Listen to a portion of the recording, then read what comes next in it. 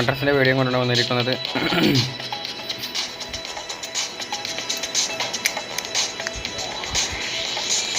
എന്താ വീഡിയോയിലേക്ക് കിടക്കുന്നു. അല്ല സോറി, സൺ അഡ്രസ് അല്ല കേട്ടോ, GTA Vice Cityയുടെ വീഡിയോ ആണ്. ഞാൻ മാറി പറഞ്ഞു കേട്ടോ.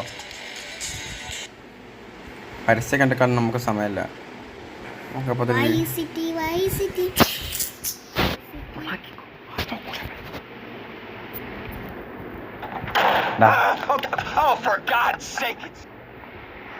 എന്താ നിൽക്കുന്നു.